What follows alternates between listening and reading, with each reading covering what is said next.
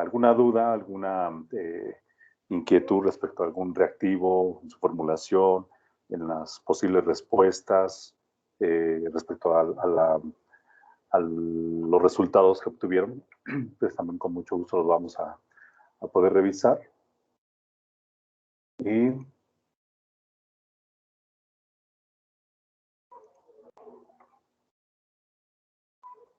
un segundo mientras comparto mi pantalla. Ok. Bueno, pues estamos aquí en la pantalla inicial para el inicio del examen, ¿no? Recuerden ustedes que para un grupo como ustedes, que son más de 60 alumnos, el banco de preguntas que nosotros debemos de generar es de 80 posibles preguntas, de las cuales ustedes aplican 40, ¿vale? Entonces, es probable que en este ejercicio que haga yo en este momento, aparezcan algunas preguntas que algunos no pudieron ver y también quizá no veamos algunas que presentó alguien en particular. Ya, si alguien tiene una duda acerca de algún reactivo que no está aquí y si tiene nota de qué pregunta era, pues también podemos comentar su respuesta. ¿De acuerdo?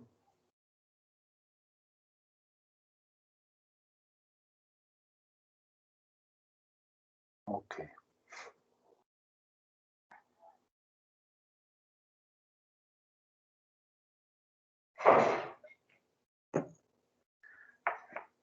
Bueno, ahorita también está un poquito lento,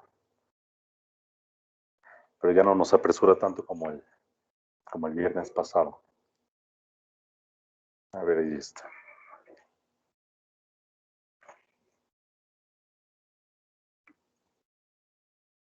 Ok, bueno, entonces, si alguien quiere responder la pregunta, pues igual puede pedir la palabra y con mucho gusto lo cedemos la palabra. Dice esta primer reactivo, que utilizando la fórmula para calcular la dosis basada en el peso corporal, ¿cuál es la dosis diaria de abacavir para un niño que pesa 14.8 kilogramos? Si la dosis ponderal es de 8 miligramos por peso corporal en kilogramos por día. Recuerden ustedes que en esta fórmula únicamente tenemos que hacer una multiplicación entre la dosis ponderal contra el peso del niño en kilogramos y en este ejercicio en especial, la dosis que vamos a obtener es la que corresponde por día, ¿no? Independientemente de el intervalo en el cual se debe de administrar abacavir, que es un medicamento antiviral. Aquí lo único que nos pregunta en este reactivo es cuál es la dosis de abacavir, ¿no? Diaria. Entonces, solamente queremos calcular la que corresponde a 24 horas. Entonces, la operación es muy sencilla. Multiplicamos los 14.8 kilogramos de su peso corporal por la dosis ponderal que viene enseguida, que es de 8 miligramos. Y el resultado de ellos, ¿cuánto es?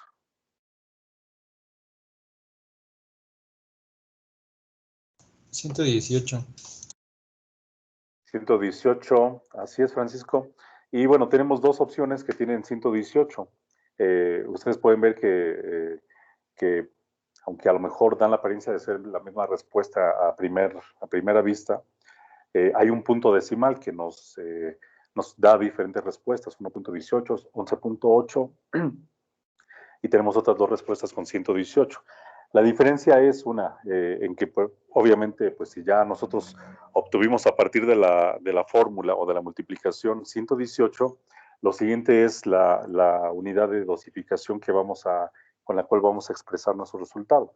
Si nos dicen que la dosis es de 8 miligramos, pues el resultado tiene que estar representado en miligramos. Entonces la respuesta correcta para este reactivo es la opción D, que es 118 miligramos por día, ¿sale? No pudo ser 118 gramos porque la dosis ponderal está expresada en miligramos.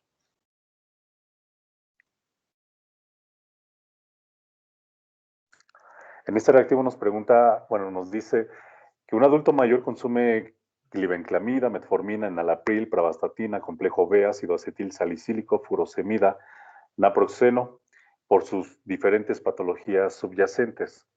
Y este paciente pues acude a consulta refiriendo ardor en la boca del estómago, eso es lo que él expresaba, y el médico que lo atiende pues le indica pues algunos antiácidos y omeprazol, que es un medicamento, como ya habíamos visto en otra ocasión, es un inhibidor de la bomba de protones y ayuda a la reducción de la producción de ácido en el estómago, y con lo cual pues se resuelven algunos síntomas relacionados a la gastritis. Todo esto, pues bueno, se conoce como, tenemos varias opciones: farmacoterapia basada en evidencias, prescripción razonada, terapéutica orientada al paciente o prescripción en cascada. ¿Quién me puede dar la respuesta de esta pregunta y por qué? ¿Es prescripción en cascada, profe? Así es, Jocelyn, es prescripción en cascada. ¿Y por qué sería eso?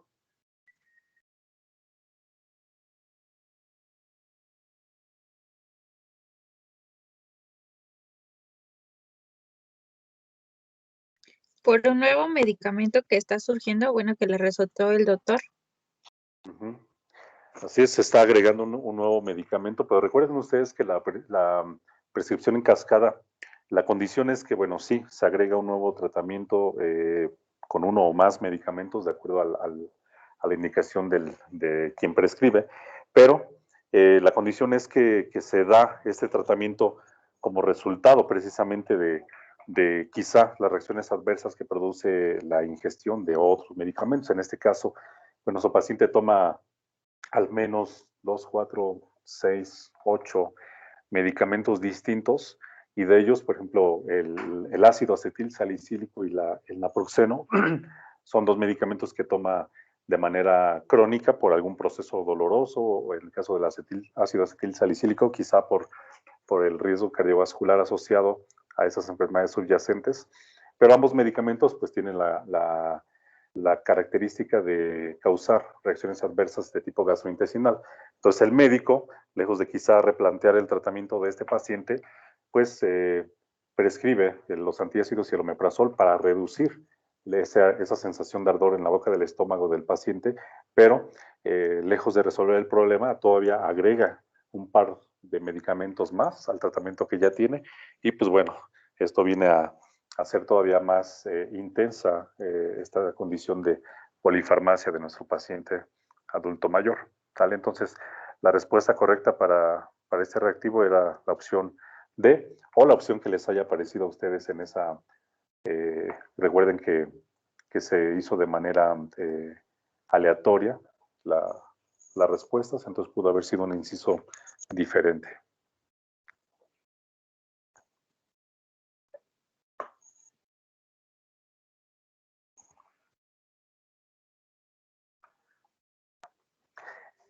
Esta pregunta, pues bueno, parece que la habíamos visto anteriormente.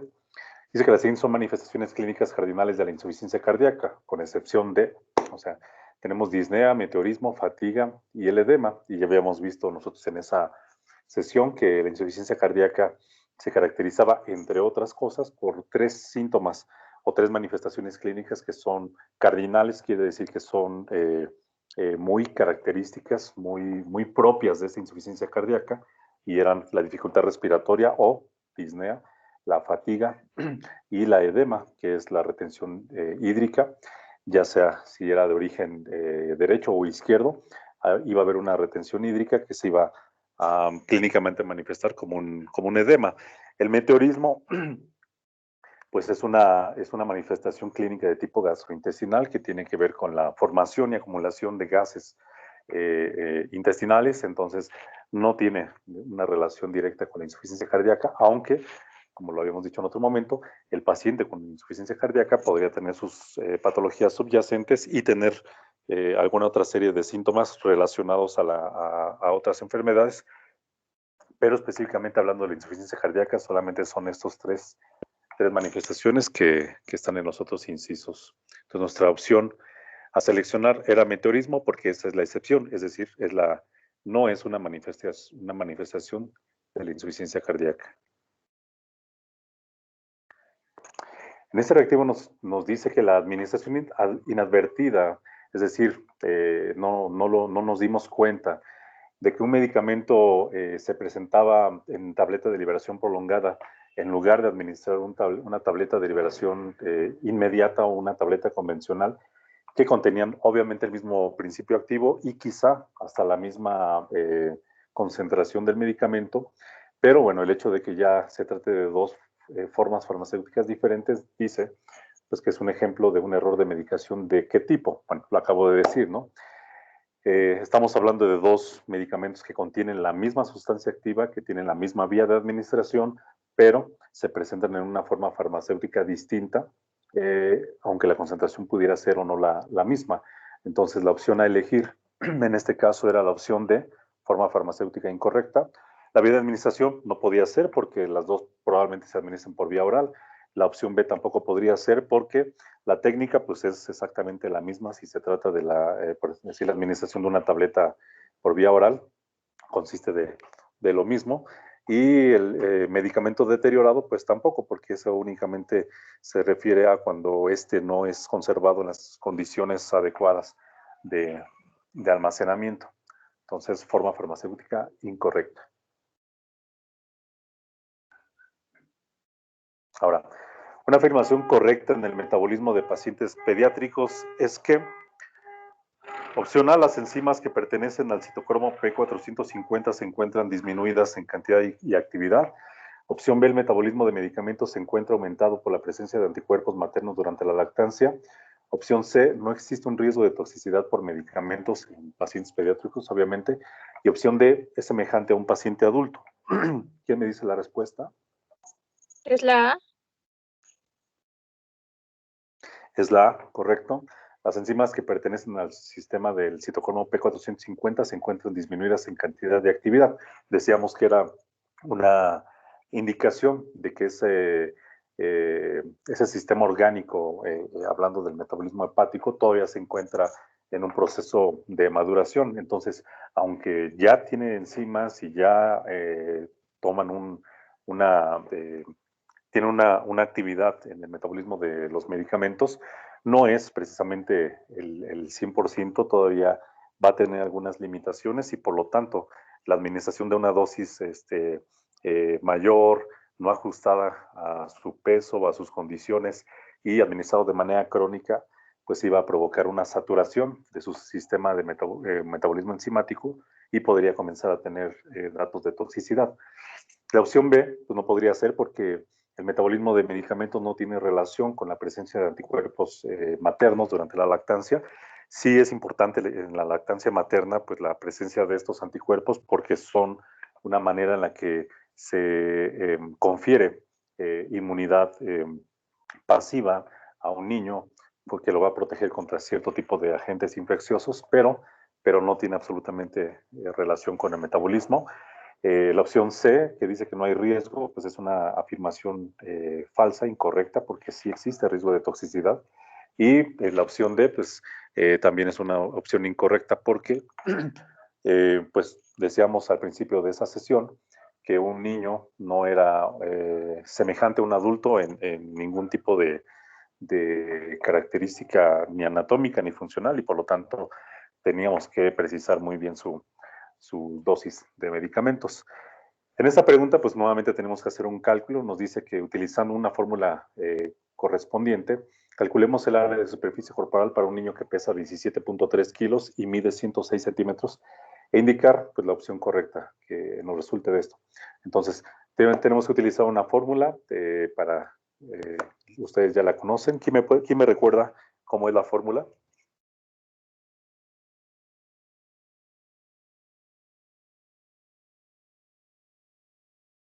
Es peso por talla dividido entre 3600 y la raíz cuadrada. Así es correcto. Multiplicamos nosotros el peso de nuestro niño por su talla. Bueno, es importante recordar, ¿no?, que el peso lo vamos a expresar en kilos y la talla en centímetros o la estatura en centímetros y lo dividimos exactamente en una constante de 3600 y a este resultado le vamos a sacar la raíz cuadrada. Y tú mismo, Francisco, ayúdanos con la respuesta. Sería la B, 0.71 metros cuadrados. Sí, es correcto. Pues pueden darse cuenta que las otras opciones eran su propósito confundir, únicamente moviendo el punto decimal, cambiando la expresión de este resultado, como el inciso D que dice 0.71 y aparece centímetros cuadrados, pero no. Recuerden ustedes que cuando nosotros calculamos el área de superficie corporal, independientemente del resultado que obtengamos, se expresa como metros cuadrados de superficie corporal. Entonces, la opción correcta es la que nos dijo Francisco, es la opción B.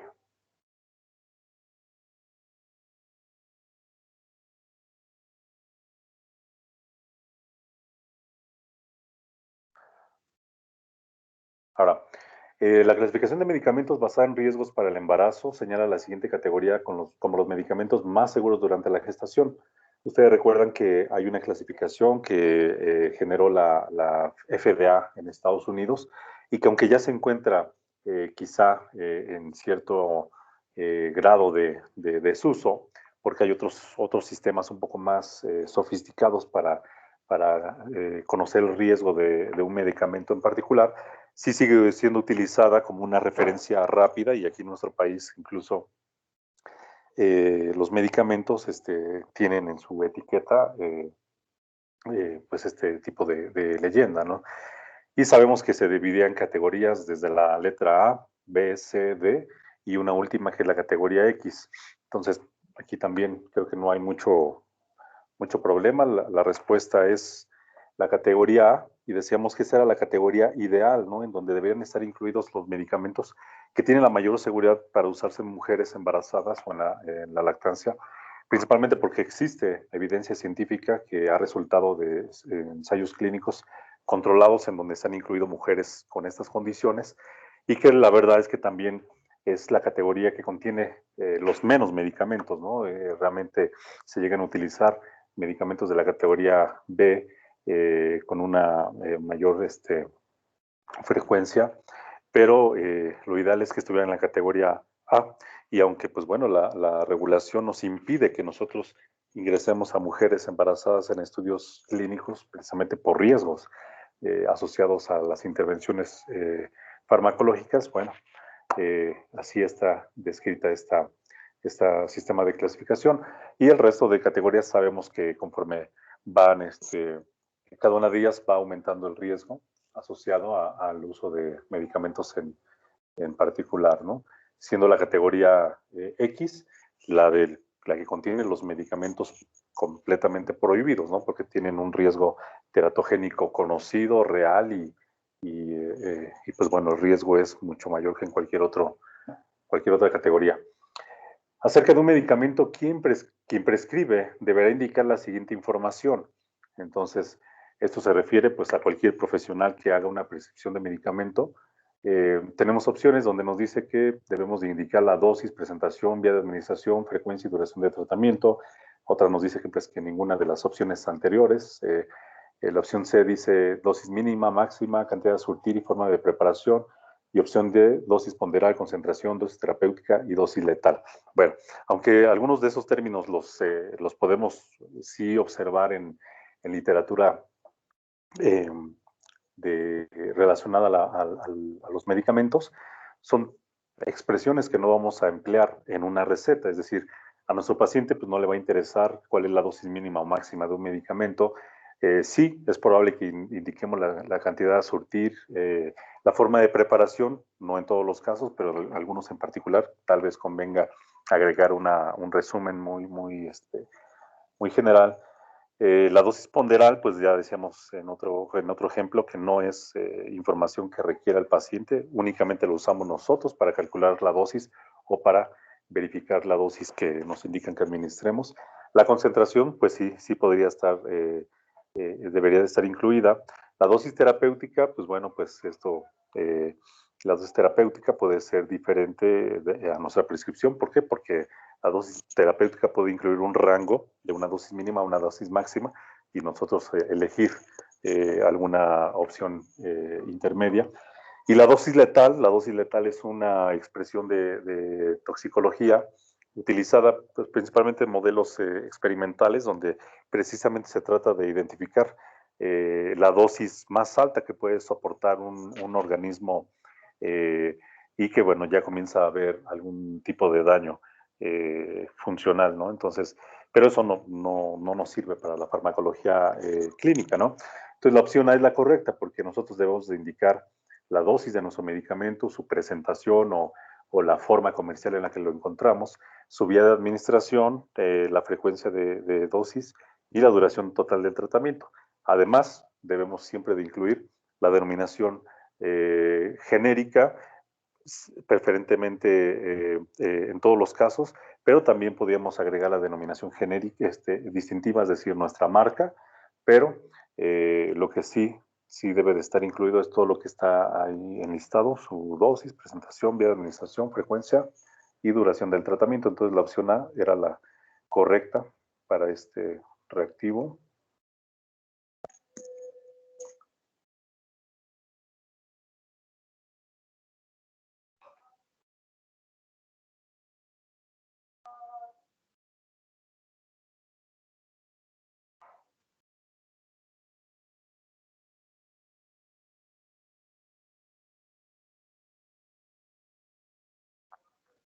Bueno, este tipo de reactivo, recuerden ustedes que habían algunos que son de múltiples respuestas, es decir, en estas casillas ustedes podían seleccionar uno o más elementos, incluso todos, ¿no? De acuerdo a la pregunta que tuvieran.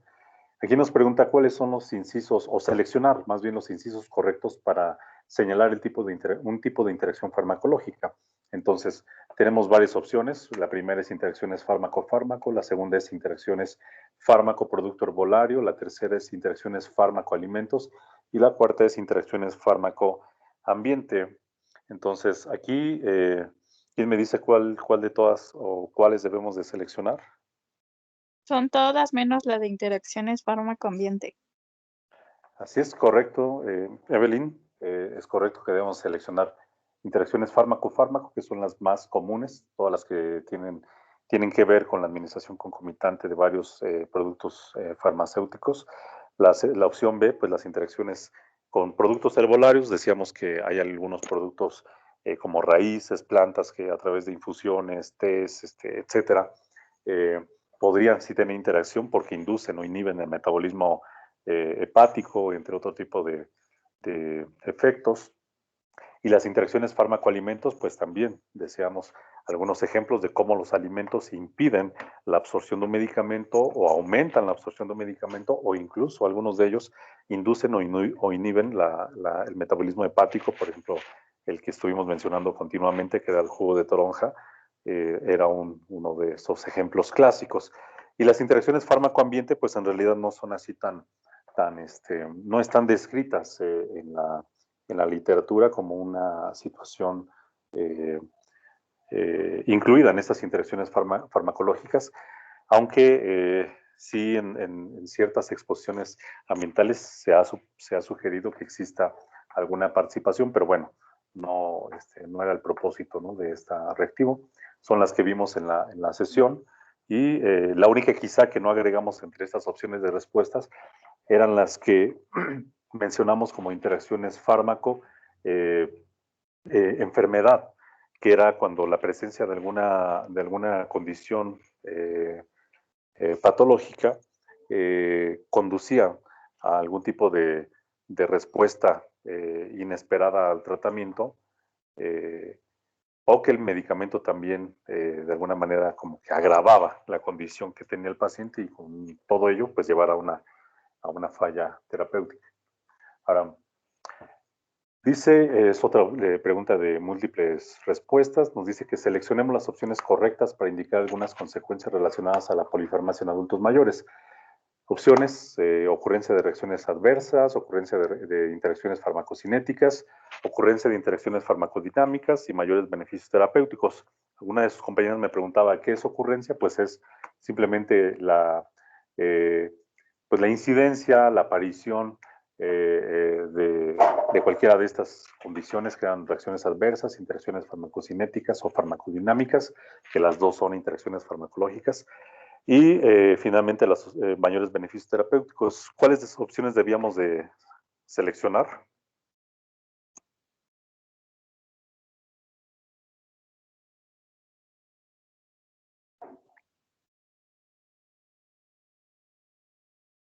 Profe, no sé si sea mi internet, pero se quedó en la misma pregunta pasada, la 9. ¿Ah, sí? Sí, profe, igual a mí me sale lo mismo. Mía. Igual a mí. A ver.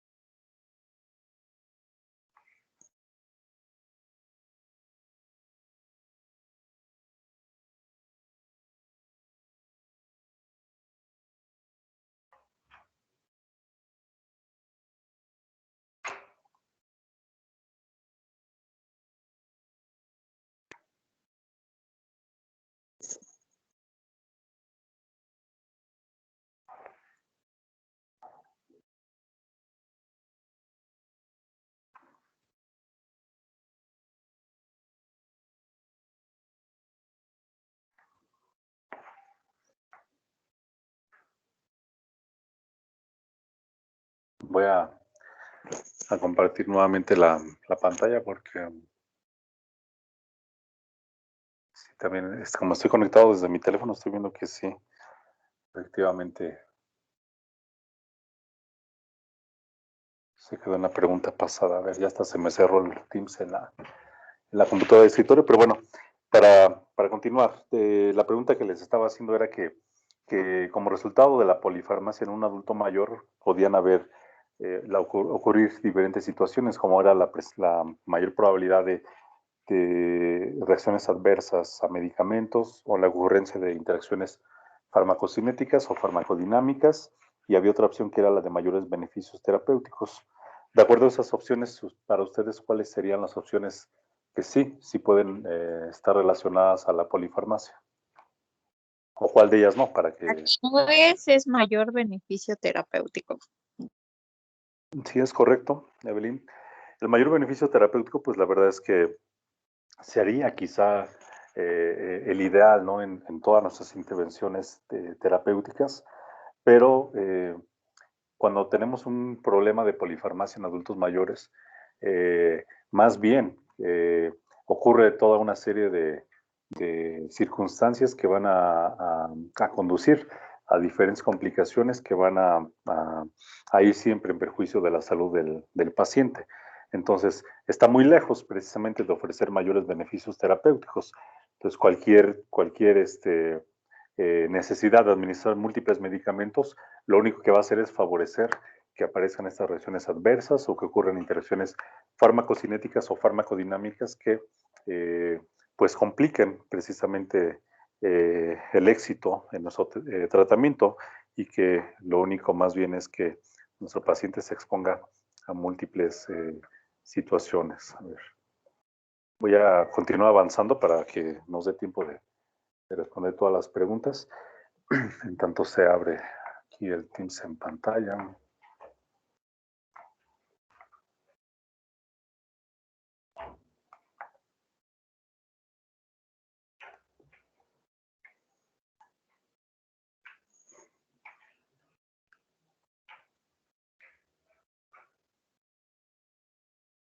A ver, ¿se recuerdan ustedes que había precisamente en esta sesión del adulto mayor, veíamos un instrumento para identificar los medicamentos que potencialmente resultaban riesgosos a los pacientes adultos mayores, y también una sección en donde nos indicaba algunas intervenciones que sí eran seguras en esta población de pacientes? Eran los criterios que conocemos como stop-start. Y acerca de ellos, bueno, una afirmación correcta, la pregunta es esta, ¿no? Una afirmación correcta es que A, son empleados para inhibir el trabajo de parto. Opción B, son una herramienta para identificar los riesgos potenciales asociados a medicamentos, así como aquellos que resultan seguros para su uso en adultos mayores. Opción C, no resultan útiles en el cuidado de los adultos mayores. Opción D, solo son válidos en ensayos clínicos. Pues ya ahorita Es con la B. Exacto, la opción B es la correcta, es una herramienta o un instrumento que nos permite conocer los riesgos potenciales asociados a la farmacoterapia, y también nos sugieren algunas intervenciones seguras en adultos mayores, ¿no? Y es una manera razonada de nosotros elegir algunos medicamentos en la farmacoterapia, ¿no? No tiene absolutamente nada que ver con el trabajo de parto, o sea, solamente es una respuesta confusora. La opción C dice no son útiles en el cuidado de adultos mayores, pues no, al contrario, nos resultan bastante útiles, bastante indispensables para ofrecer una terapia con un fundamento científico bastante robusto. Y opción D, donde dice que solamente son válidos en ensayos clínicos, pues no. O sea, en los ensayos clínicos sí, este tipo de instrumentos también se ponen a prueba y se determina precisamente su utilidad a través de su validez estadística, ¿no? Se obtienen ciertos resultados y se demuestra que sí vale la pena emplearlos. Entonces, pero bueno, no era una opción correcta, entonces la opción B era la que debían de elegir.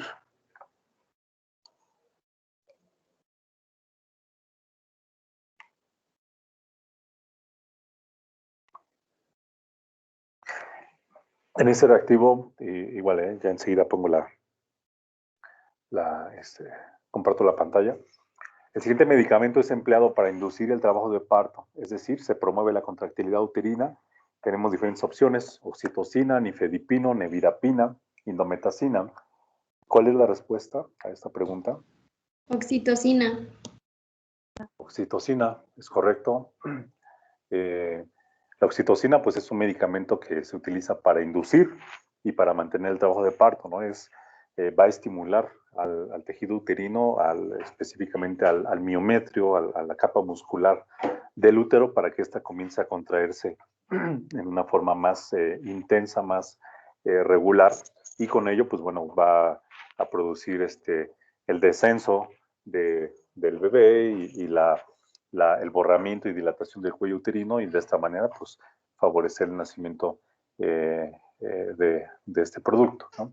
Las otras opciones, el nifedipino, pues bueno, es realmente un medicamento que nos sirve, pero para lo contrario, que es hacer una inhibición, ¿no?, del trabajo de parto, es decir, un tocolítico, ¿no? Recuerden ustedes que vimos también ahí algunos medicamentos que nos detenían precisamente la actividad uterina. También es el caso de la indometacina, que en este caso los dos medicamentos tenían el propósito de detener la contracción uterina. Entonces, la opción A es la correcta, oxitocina, ¿no?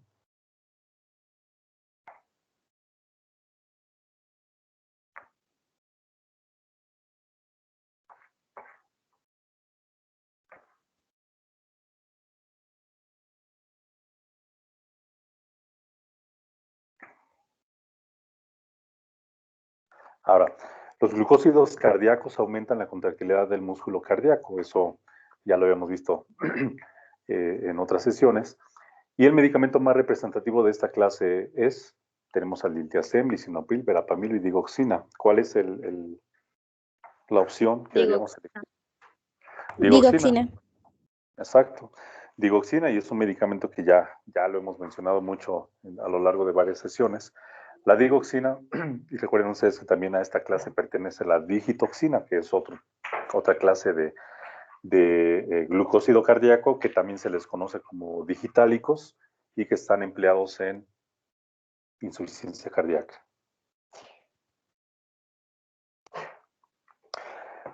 Salud.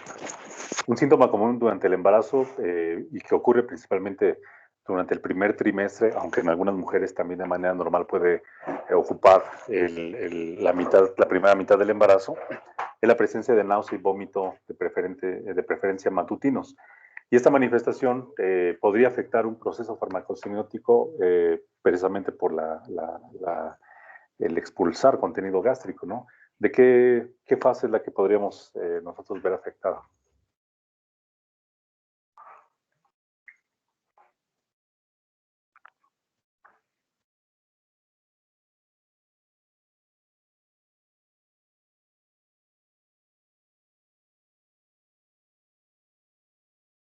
Recuerden ustedes que tenemos el proceso farmacocinético es ADME, que es absorción, distribución, metabolismo y la eliminación o la excreción. Y Si la Absorción. mujer es en la absorción, exactamente, en la primera fase del proceso farmacocinético, si los medicamentos, una vez que la mujer los ha ingerido, por ejemplo, vía oral, y la presencia de la náusea y el vómito producen que la mujer vacíe el contenido de su estómago fuera de su cuerpo, pues esto va a impedir que precisamente la absorción se favorezca o se complete, ¿no? Quizá si ocurre en los primeros minutos, va a salir la tableta o la cápsula o la suspensión completa que haya tomado la mujer. Si a lo mejor ya transcurrieron unos 10 minutos, es probable que ya no veamos la tableta, pero sí esté contenido todavía algunos fragmentos de esta formulación. Y si ya no se observan fragmentos, de cualquier manera en los líquidos, en el jugo gástrico, vamos a tener disuelto todavía el medicamento que se estaba ya absorbiendo. Pero al eliminarlo o al sacarlo del estómago, pues ya se interrumpe la absorción y por lo tanto las concentraciones plasmáticas van a ser menores a las esperadas, ¿no? Entonces, esa opción, la C, era la correcta para esta pregunta.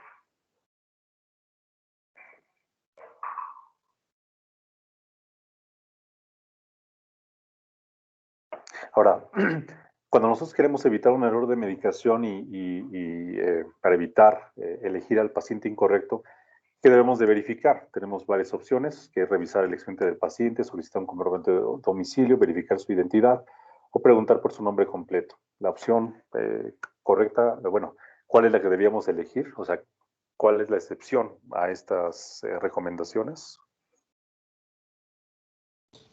El solicitar el comprobante de domicilio. Así es, correcto. El comprobante de domicilio, como quizá otro tipo de documentos, nos los pidan en algunos trámites que hagamos y es para otros propósitos, ¿no? Administrativos, pero no cuando nosotros como ya profesionales de la salud y que estamos allí por llevar a cabo algún procedimiento y nos interesa conocer la identidad del paciente, lo primero pues es interrogarlo a él, ¿no? Directamente, ¿es usted el señor Juan Pérez Gómez? Sí, señor, efectivamente. O si está inconsciente, pues interrogar a los familiares que se encuentren con él. Y también de manera alternativa podemos revisar su expediente y verificar cualquier otro sistema de identificación como el uso de brazaletes, el número de cama, etcétera, cualquier tipo de información que nos permita conocer que efectivamente estamos ante el paciente correcto y que de esta manera pues evitemos la exposición de una persona distinta al tratamiento que vamos a administrar. Entonces la opción de solicitar un comprobante de domicilio era la que debíamos de elegir porque no nos ayuda en estos menesteres. Ahora, utilizando la fórmula para calcular la dosis basada en peso corporal, otra vez, es dosis ponderal por el peso del niño. Dice, ¿cuál será la dosis de cefaclor, que es un tipo de antibiótico que pertenece a la clase de las cefalosporinas? ¿Cuál será la dosis de cefaclor cada 8 horas para un niño que pesa 19.2 kilos si la dosis ponderal es de 20 miligramos por peso corporal por día? ¿Qué tendríamos que hacer en este caso?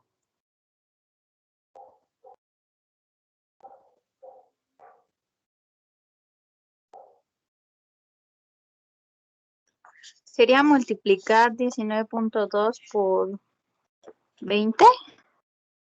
Ajá. ¿Y eso cuánto nos da?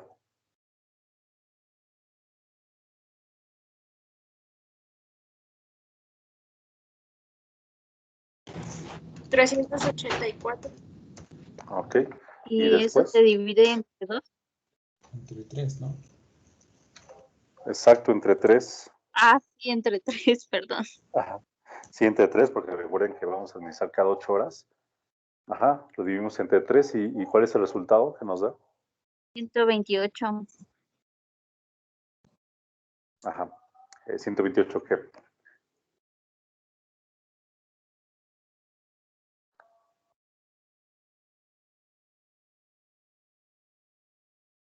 Sería la Miligramos 128 sobre dosis miligramos. Es la cada 8 horas. Ah, Sí, es la opción A, es la correcta, porque lo primero que debíamos hacer precisamente era calcular la dosis diaria, que era multiplicar el peso 19.2 por la dosis ponderal de 20 miligramos, y nos daba los 384 miligramos, pero esto es en total, al día.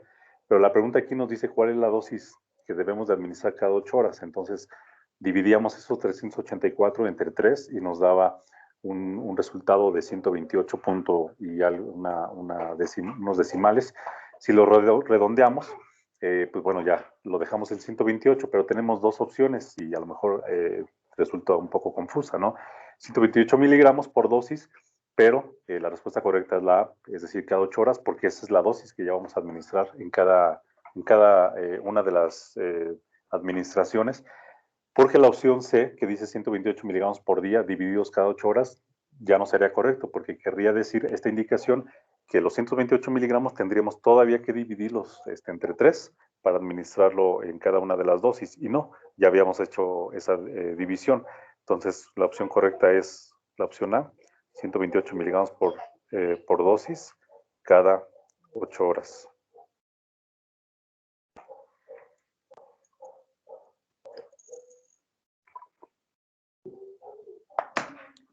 Ok, en este reactivo era llenar espacios en blanco, y aquí nos dice que la presentación comercial de paracetamol en gotas contiene un gotero calibrado, en donde cada mililitro contiene, y enseguida vemos un espacio en blanco y luego la palabra gotas, y esto equivale a otro espacio en blanco seguido de unidades en miligramos de paracetamol. Entonces, la primera respuesta es, ¿cada mililitro contiene cuántas gotas? Creo que había 20 dicho gotas. que era 20. Ajá. Debíamos de agregar 20, ya sea número, o también podía ser en letra, pero les decía yo que preferentemente número. Ajá, en 20 gotas, y esto equivale a ¿cuánto? Cada mililitro de paracetamol, ¿cuánto contiene en miligramos? A 100 miligramos. 100 miligramos, sí, es correcto. Vale, entonces esas eran las opciones correctas para esta pregunta.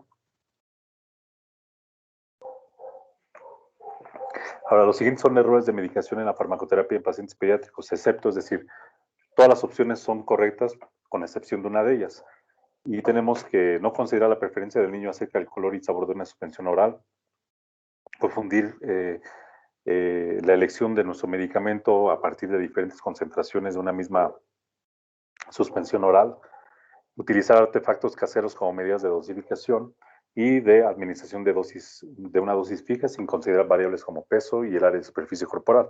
Entonces, ¿cuál sería la respuesta que debíamos de elegir? O sea, la excepción a estas recomendaciones o estos errores de medicación.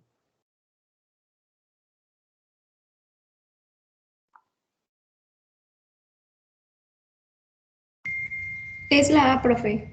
La de no considerar la preferencia del niño. Es correcto, porque nosotros mismos no podemos elegir el sabor de la suspensión, porque pues eso depende del fabricante, si le da un sabor a cereza, a fresa, plátano, etcétera. No lo decidimos nosotros, simplemente debemos de administrar al niño.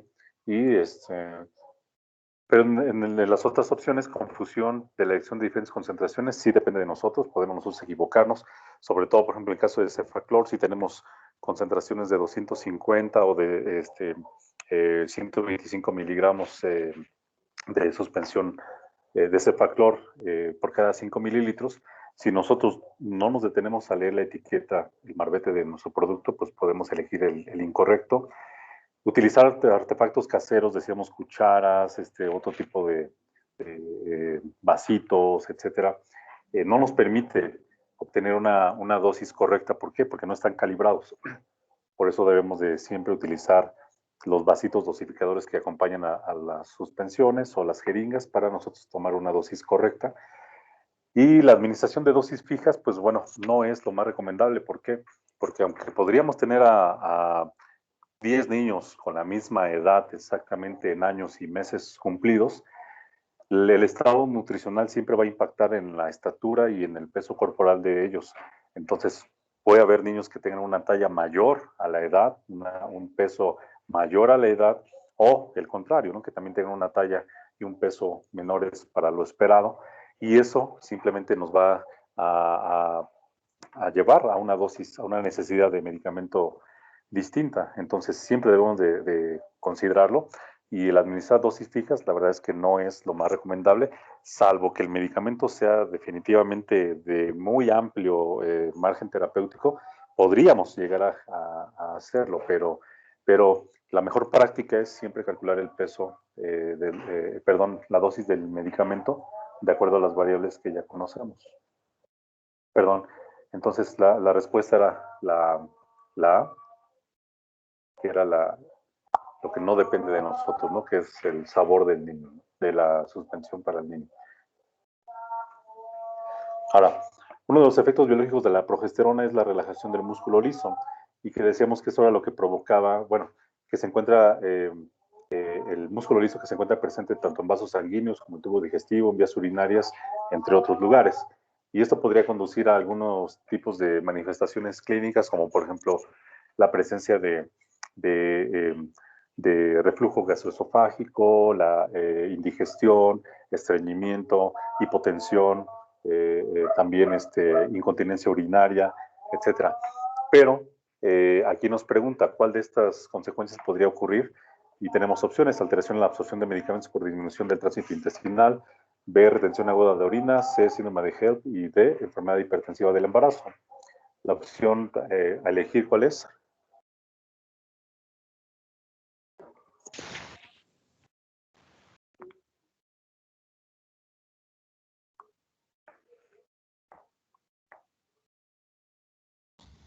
Es la A, profe, las alteraciones de la absorción del medicamento. Así es correcto, porque si el músculo liso del tubo digestivo se relaja, teníamos dos consecuencias. Uno, que era el retraso en el vaciamiento gástrico, es decir, que el estómago va a quedar a represión por más tiempo que de manera normal. Y el otro es que el tránsito intestinal, o sea, la peristalsis, se iba a ver disminuida. Y con ello, pues bueno, el medicamento que se administre por vía oral va a permanecer más tiempo para eliminarse por tubo digestivo, y eso iba a favorecer que se absorbiera en una extensión mucho mayor. Entonces, eso sería la respuesta correcta.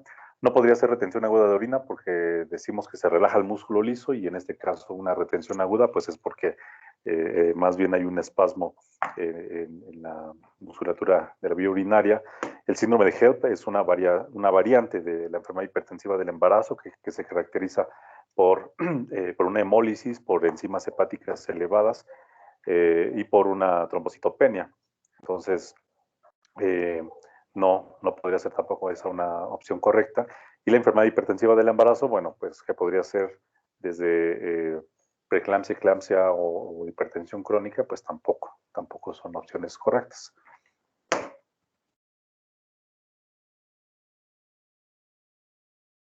Ahora, los adultos mayores se enfrentan a los siguientes problemas de salud relacionados con su medicación, excepto, y pues bueno, ya hablábamos en uno de los primeros reactivos, la polifarmacia, ¿no? Que era común por las múltiples patologías que tenía, y a consecuencia de la polifarmacia, pues también se desprendían las reacciones adversas a medicamentos y las interacciones farmacológicas. La farmacovigilancia, pues no era una opción correcta, de hecho esa es la que debíamos de elegir, porque la farmacovigilancia pues es una rama de la farmacología que se ocupa de la vigilancia de las reacciones adversas que ocurran a dosis terapéuticas con los diferentes medicamentos que están comercializados, y pues que no tiene que ver mucho con los problemas de nuestros adultos mayores.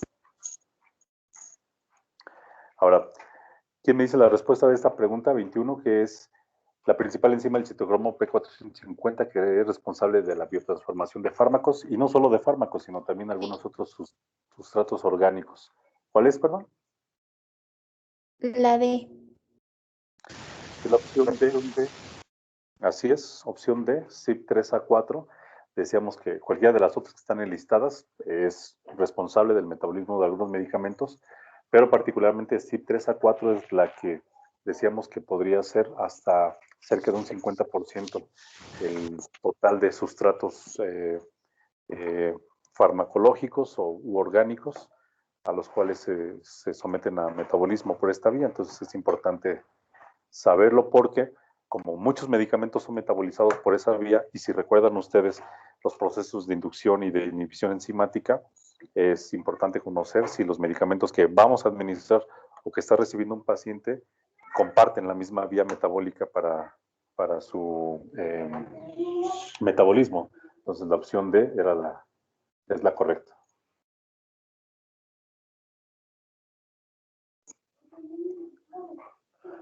Otra pregunta para llenar un espacio nos dice que se conoce como espacio en blanco a la toma simultánea de múltiples medicamentos en un paciente y que puede conducir a un mayor riesgo de reacciones adversas, interacciones farmacológicas y fallas terapéuticas. Pues bueno, ya lo hemos visto en varios reactivos a lo largo de este examen. ¿Cuál es la respuesta? La polifarmacia. Así es, Francisco, polifarmacia. Y les decía en aquella ocasión que era indistinto si escribían con mayúsculas o minúsculas, no había una regla pues para tomarla como válida, simplemente que evitaran errores ortográficos para que se tomara como válida la respuesta. Ahora, otra pregunta de rellenar espacios en blanco nos dice que para calcular el área de superficie corporal de un paciente pediátrico debemos multiplicar qué variables antropométricas, espacio 1, espacio 2, y cuyo resultado se divide entre, tenemos otro siguiente espacio y el valor resultante se calcula la raíz cuadrada. Ya nos había explicado su compañero cuál era esta fórmula, entonces aquí debíamos de agregar el peso y la talla, y el resultado lo dividíamos entre 3.600 y finalmente a todo eso le sacamos la raíz cuadrada y nos iba a dar el área de superficie corporal.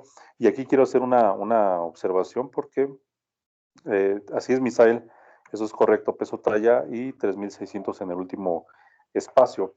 Quería hacer una observación, les comentaba porque algunos de sus compañeros me decían, es que yo puse peso y puse talla y me la tomó como incorrecta, porque me dio una fracción, o sea, unos créditos parciales y no me dio el 0.25 que correspondía al reactivo. Sucedió de esa manera, quizás si agregaron, les digo, por ejemplo, peso y entre paréntesis kilogramos y talla, entre paréntesis centímetros, o en lugar de talla escribieron estatura. Al final, si lo hicieron de esa manera, la opción o sus respuestas son correctas, pero como al reactivo aquí en la plataforma se le predetermina cuál es la posible respuesta y cualquier otra palabra, ya sea un sinónimo, etcétera, que no haya sido considerado, se va a tomar como inválida. Entonces, si alguno de ustedes tuvo una situación semejante a esta, escríbame ahí en el grupo de WhatsApp, profe, yo escribí esto así, para que yo a cada uno en particular cheque yo si puedo hacer la revisión manual de ese reactivo y les califique manual y les asigne el crédito completo por la respuesta, porque pues sí sería correcto lo que ustedes hicieron, nada más que pues aquí les digo, el tipo de reactivo pues ese que a lo mejor nos condujo a alguna calificación distinta. Entonces, si esa es su situación, por favor, déjenme su nombre completo y para que yo busque específicamente en cada uno y no revise en todos, porque a lo mejor no todos tuvieron ese reactivo y va a ser bastante desgastante abrir uno a uno sus exámenes. ¿Ok? Bueno. Profe, en esa pregunta, ¿cuál dijo que era la respuesta? ¿En cuál, perdón? En la del artículo 226. Todavía no la leo. El artículo 226 de la Ley General de Salud considera los medicamentos dentro de grupos que están identificados como fracción 1, 2, 3, 4, 5 y 6 números romanos, ¿no? Y decíamos que este sistema de clasificación estaba relacionado con la comercialización, ya sea de venta libre, de venta en otros establecimientos diferentes a farmacias, o algunos medicamentos que requieren para su comercialización que presentemos una receta médica, pero que no se va a retener, o en otros no se va a retener la receta médica, pero sí nos van a poner a lo mejor un sello, como ahora los antibióticos. Pero también había una clase de medicamentos que que sí nos podían retener una receta médica aparte. En algunos casos necesitamos presentar un permiso especial que otorga la misma Secretaría de Salud para poder obtener ese medicamento, y el establecimiento o la farmacia o el hospital donde se manejen deben de llevar un libro de control en donde que se llaman libros negros, y en esos tipos de registros tenemos que anotar quién es el médico que prescribe, su cédula, qué medicamento fue el que indicó, cuántas unidades, etcétera, porque son medicamentos controlados, porque van a tener características que si son usados para otros fines no terapéuticos, bueno, pueden conducir a adicciones, a usos recreativos de estas drogas, porque son narcóticos, porque son eh, medicamentos sobre todo que van a tener efectos a nivel del sistema nervioso central, y que pues bueno, las personas que tienen farmacodependencia pues los buscan precisamente con esos propósitos. Entonces, las fracciones que decía aquí, que cuáles son estos que requieren permiso especial o receta especial, o que la receta retenida, además de llevarse un libro de control, son los que están incluidos en la fracción 1 y 2, entonces sería la respuesta A. Las fracciones 3, 4, 1 y 6, bueno, obviamente son respuestas confusoras. Los únicos medicamentos que están clasificados en estos grupos o con estas características que les comento son los que pertenecen a la fracción 1 y 2. Y ustedes pueden ver, por ejemplo, si algunos de ustedes quienes trabajen en algún hospital, si tienen a la mano un envase por decir, de clonazepam, de diazepam, vean en su cajita o en la misma ampolleta o en el blister, y van a ver ahí la leyenda, ¿no? Va a decir registro SSA y va a tener un número, por decir, es 120M2002, y enseguida por una fracción que va a ser 1, 2, 3, 4, etcétera. Pero si hablamos de benzodiazepinas, van a tener ahí o la fracción 2, en el caso de benzodiazepinas.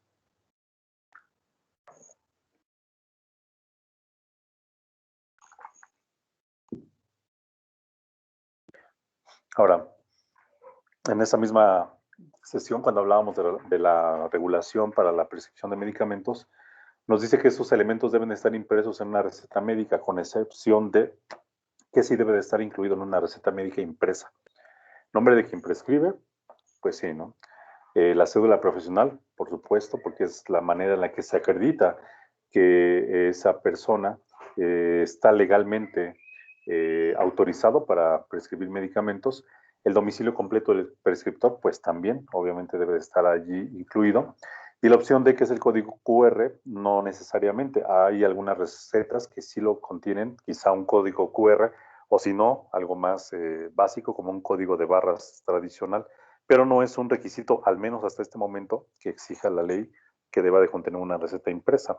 Entonces, y ahí podemos ver otros elementos en esas recetas impresas, como son los logotipos del establecimiento, la institución que otorga de la cual fue egresado ese profesionista, pero no necesariamente la información debe estar allí incluida, ¿no?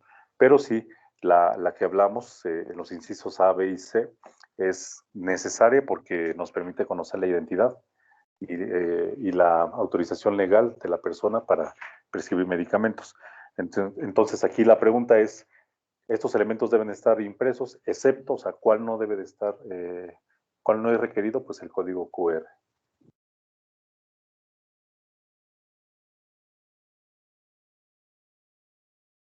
Ahora, los siguientes son cambios en los adultos mayores que afectan la distribución de medicamentos en el proceso farmacocinético, excepto, recuerden que ustedes en el proceso de distribución, que también tiene que ver con la farmacocinética, tiene que ver mucho con los compartimientos corporales, con la composición de composición corporal, ¿no? Relacionada a algunos elementos. Ahora, ¿cuáles son estos cambios que podemos observar en adultos mayores? A ver, ¿quién menciona alguno de ellos?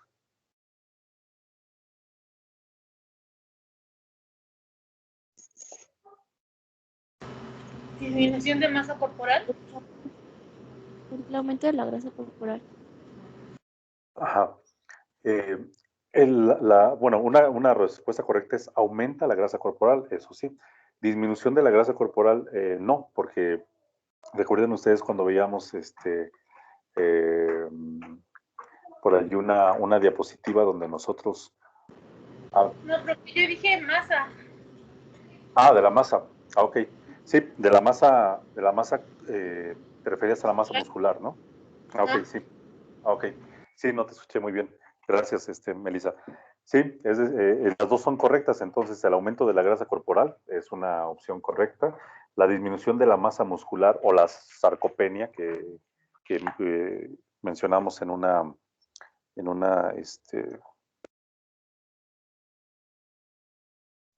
diapositiva. Y la otra que es la disminución del agua corporal total. ¿Recuerdan ustedes cuando vimos una diapositiva en el uso de medicamentos en pediatría, cómo la composición corporal cambiaba a lo largo de la vida, ¿no?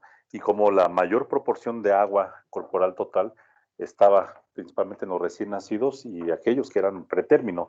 El porcentaje llegaba a ser mucho más allá del 60%, 70% o un poquito más. Y conforme iba creciendo, pues el agua corporal se iba reduciendo y aumentaba, por ejemplo, la masa muscular, la grasa corporal, la masa mineral ósea también pues tiene su participación en esta composición corporal, pero en los adultos mayores había principalmente una disminución del agua corporal total, una disminución de la masa muscular y un aumento de la grasa corporal.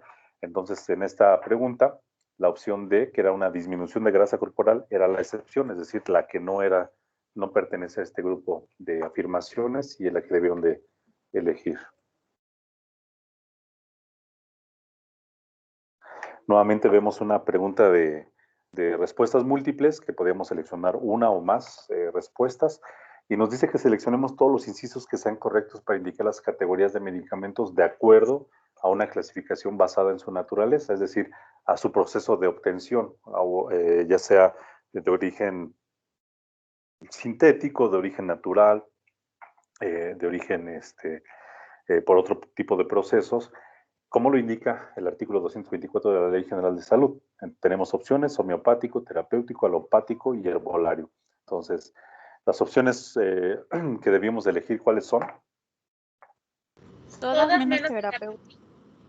Exactamente, todas con la excepción de terapéutico, porque si bien un medicamento homeopático, un medicamento alopático, los productos herbolarios, las toxinas, los toxoides, los sueros, los antivenenos, los productos biotecnológicos, los hemoderivados, etcétera, todos tienen propósitos terapéuticos, o sea, es una característica terapéutico, no es una clase de medicamentos, entonces debíamos seleccionar todos con excepción de terapéutico porque no era correcto. Ahora, tenemos una prescripción y nos dice que cuáles son los elementos que se encuentran ausentes para tener una correcta administración de medicamentos. Y la indicación aquí del médico solamente fue metformina 850, tomar una diariamente, ¿no? Y vemos que allí faltan algunos elementos. ¿Cuáles son aquellos que deberíamos de incorporar?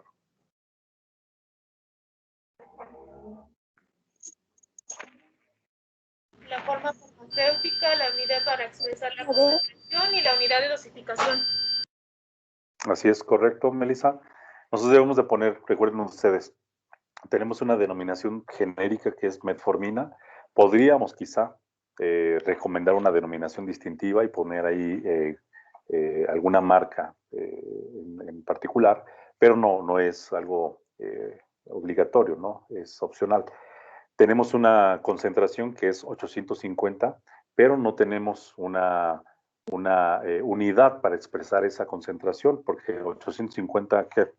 Miligramos, gramos, mililitros, etcétera, ¿no? Entonces debemos de seguir nuestra concentración con la unidad de medida. Nos hace falta la unidad con la cual vamos a dosificar, es decir, que tabletas, cápsulas, cucharadas, etcétera, ¿no? Entonces debemos de ser claros en esta información. Aparte, ya no está incluida en la respuesta, pero también debíamos de incluir bueno, tenemos el intervalo de tratamiento que sería diariamente o cada 24 horas, sería lo mismo, y también la duración del tratamiento. Sabemos que en el caso de la metformina, pues es un tratamiento crónico, es decir, nosotros no podemos ponerle una fecha de determinación hasta que a lo mejor se decida de acuerdo al resultado del paciente.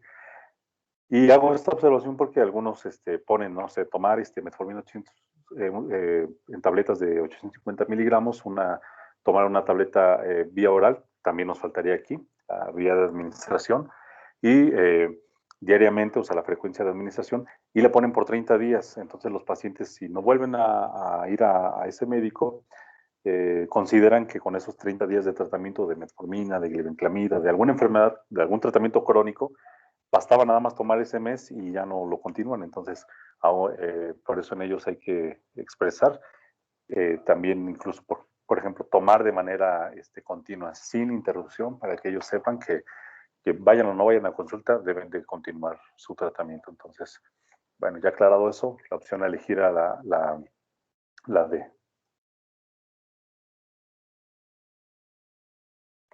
Ahora, tenemos un niño que requiere la administración de 175 miligramos de Cepaclor cada 8 horas.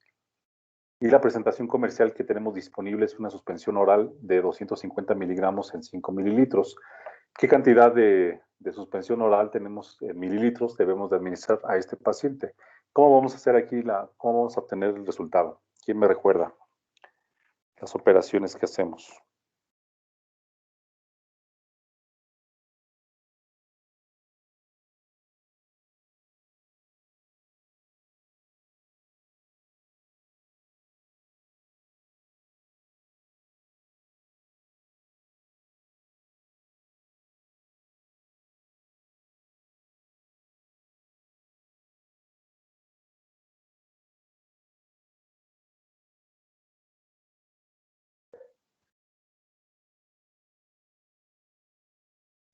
$3.5 mililitros.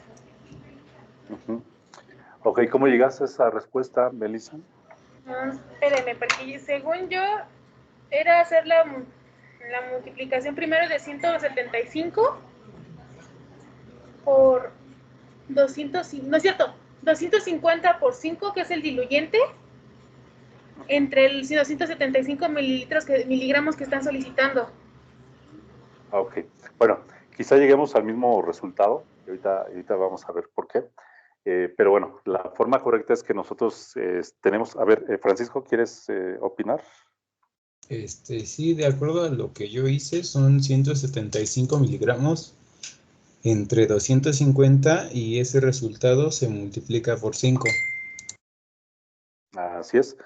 Esa es la forma que debemos de hacerlo. Digo, como lo dice Melissa, también vamos a llegar al mismo resultado, pero va a ser más sencillo que ustedes recuerden que cuando tenemos nuestra dosis ya calculada, es decir, a este niño, pues bueno, obviamente, quizá para llegar a los 175 miligramos, tuvimos que haber multiplicado su peso por la dosis de Cepaclor que necesitaba en 24 horas y después dividirlo cada 8 horas y nos da 175 miligramos.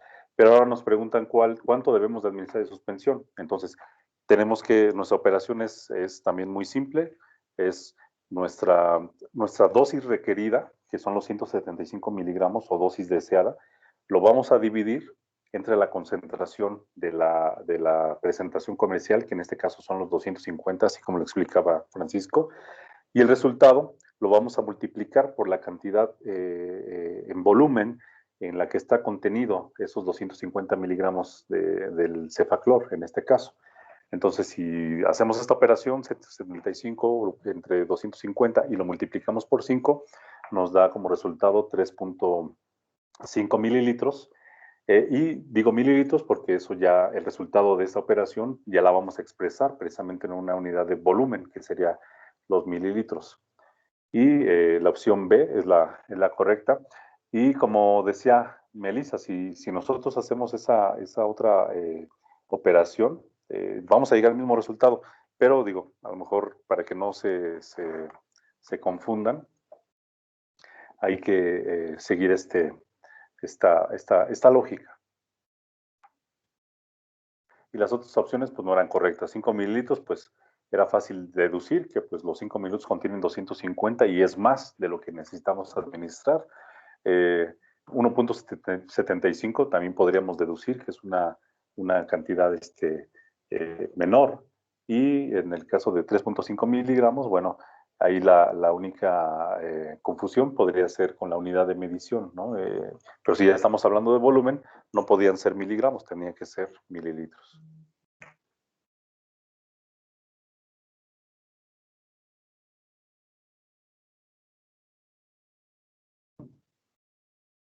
A ver, déjeme hacer una pequeña pausa porque me están enviando mensajes por WhatsApp, nada más para ver.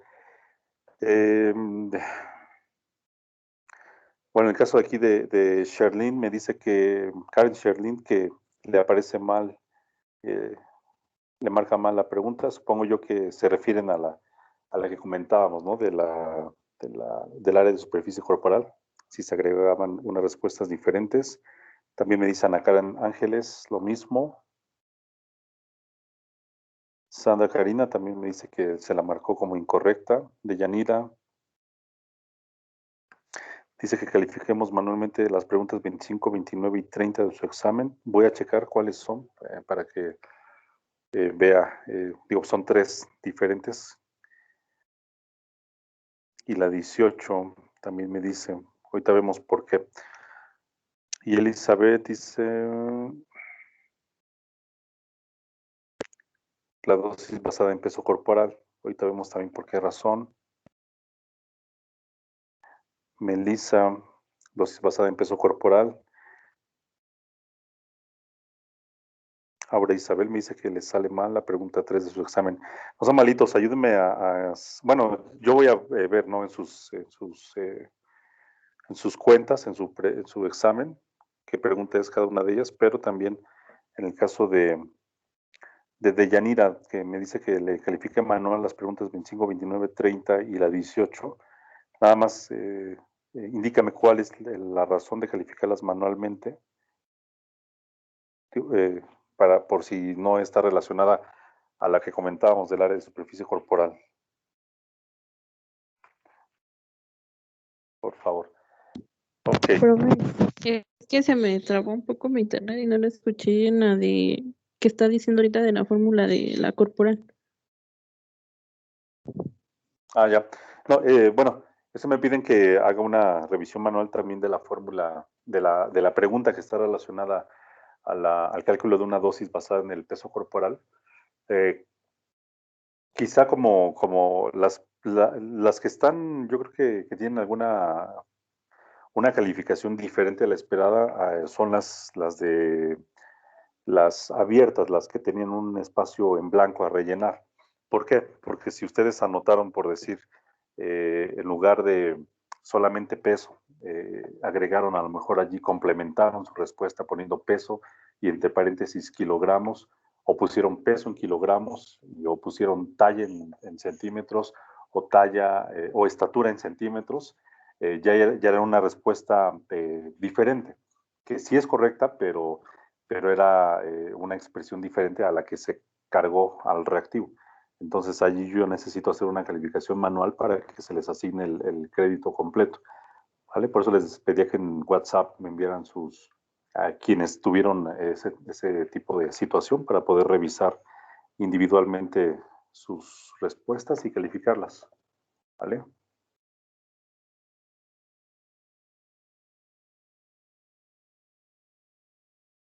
Bueno, vamos a continuar entonces en la pregunta número 30 para este ejercicio.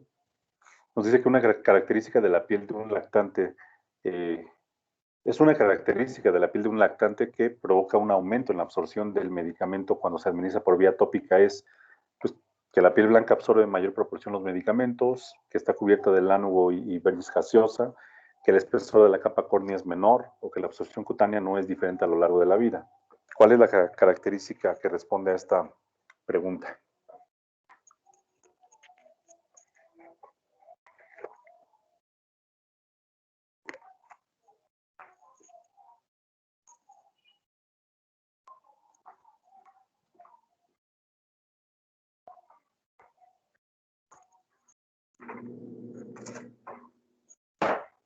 Es la C, ¿no, profesor? El espesor de la capa córnea es menor.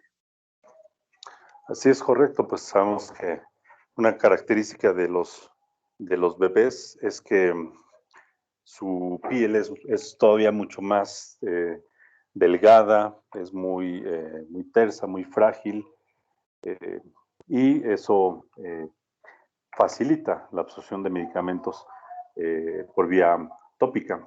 Entonces, y la capa córnea, pues es el estrato más externo de la piel.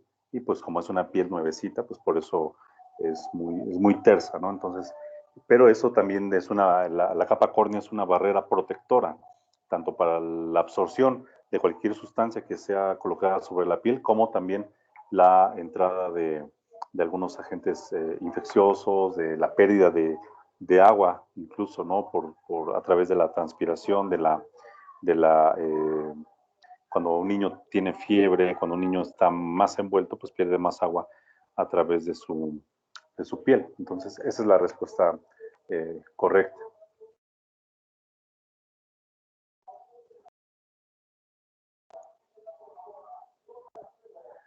En esta pregunta nos dice que de acuerdo al artículo 221 de la Ley General de Salud, son características incluidas en la definición de un medicamento, excepto.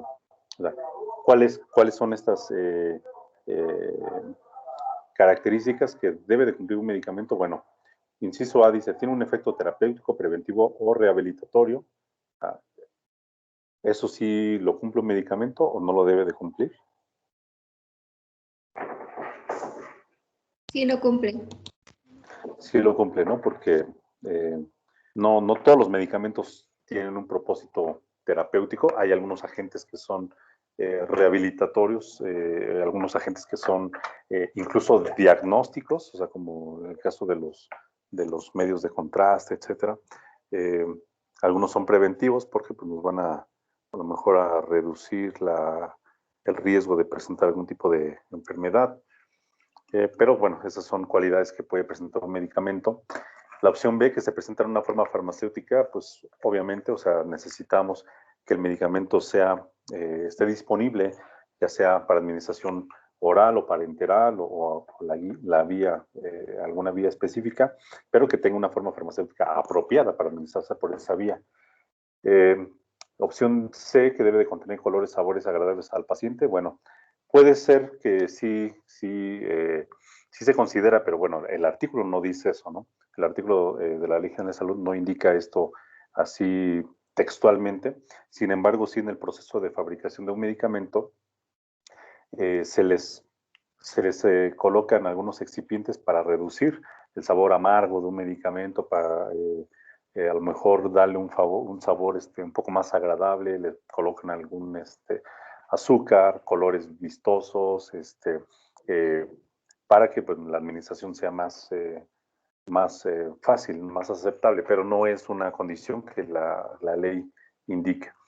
Y opción D, que puede ser de origen natural o sintético, pues también, o sea, sobre todo los que son de origen natural, pues son los productos herbolarios, algunos preparados homeopáticos, pero en el caso de la síntesis, pues bueno, se refiere completamente a los medicamentos farmacoquímicos, a los alopáticos. Todos ellos se obtienen a partir de procesos de fabricación industriales. Entonces, la opción C era la que debíamos de seleccionar como una excepción a la definición que está incluida en este artículo. Bueno, ¿recuerdan ustedes cuando hablábamos del embarazo y poníamos algunos antibióticos que podían ser de primera línea o aceptables para su uso durante el embarazo? Y teníamos algunos que no podían administrarse porque tenían ciertas contraindicaciones. Aquí tenemos unas opciones que son las cefalosporinas, que tenemos a otro como la penicilina, la vancomicina y la tetraciclina o tetraciclinas. Todos ellos son antibióticos seguros, excepto ¿cuál? La tetraciclina. Así es, Melissa. La tetraciclina y la tetraciclina existe como un medicamento así llamado tetraciclina, pero también a ese grupo pertenecen la minociclina,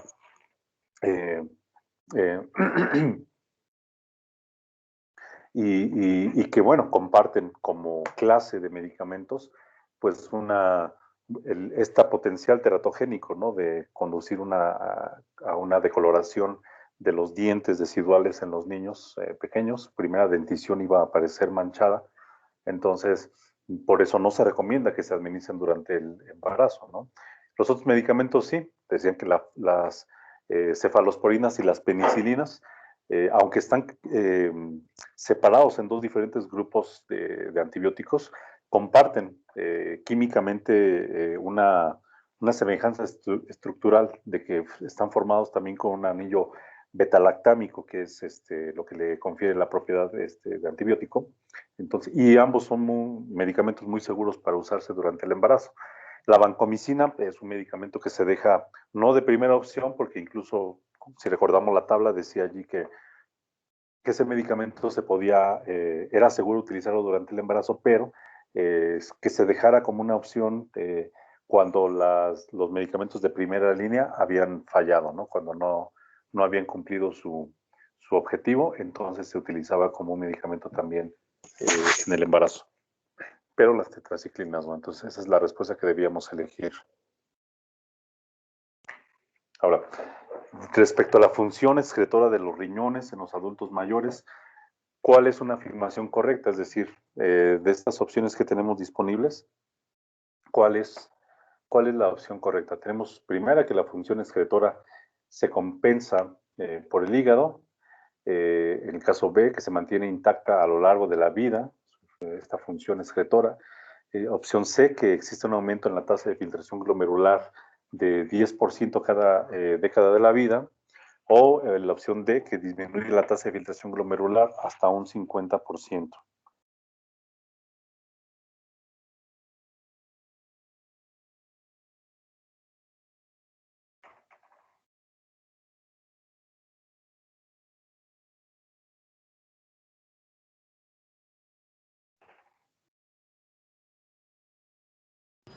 Es una disminución, ¿no?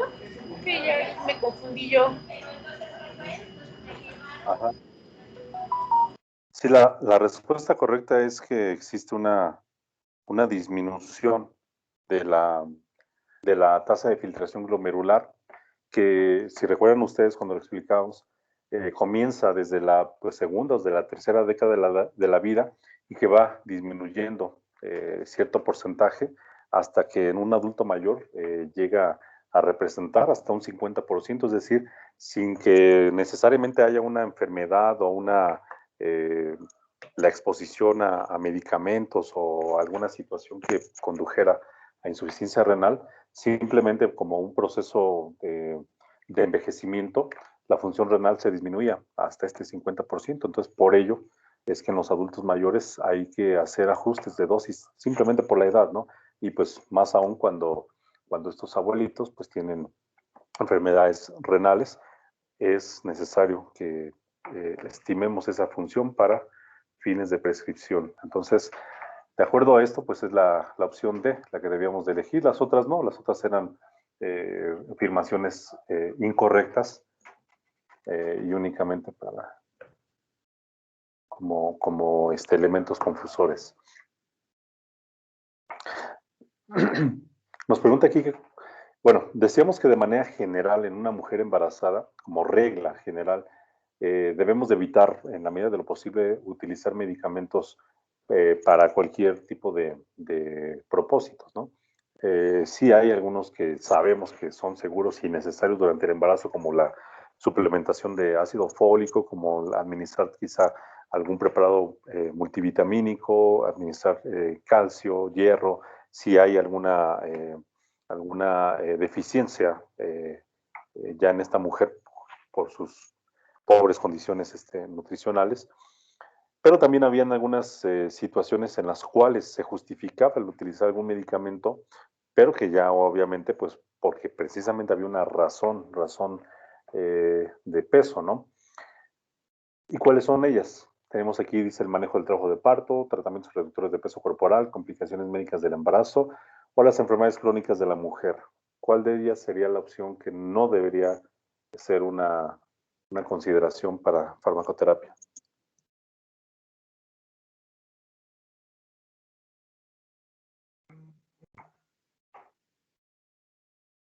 Misael nos dice que la opción B, que son los tratamientos reductores del peso corporal. Y sí, si nosotros quizá es una posibilidad también que tengamos una mujer embarazada que tiene problemas en su peso corporal. Toda mujer embarazada va a tener una ganancia de peso corporal, no únicamente a expensas del producto de los tejidos materno-fetales como la placenta, líquido amniótico, etcétera, sino que la misma mujer va a acumular tejido graso, va a aumentar el tejido miometrial, etcétera, aumenta líquido y por eso tienen edema, etcétera. Pero si una mujer gana más peso del esperado, porque también hay que llevar un control acerca de ello, si una mujer gana más peso, pues quizá la intervención más adecuada sería pues en el aspecto nutricional, ¿no? De vigilar ahí dar una dieta más bien balanceada. Pero nosotros, hablando de farmacoterapia, no podemos emplear medicamentos, por ejemplo, anfetaminas que tendrían un efecto anorexigénico, es decir, a inducir la pérdida del apetito. No vamos a administrar anfetaminas a una mujer embarazada simplemente por cuestiones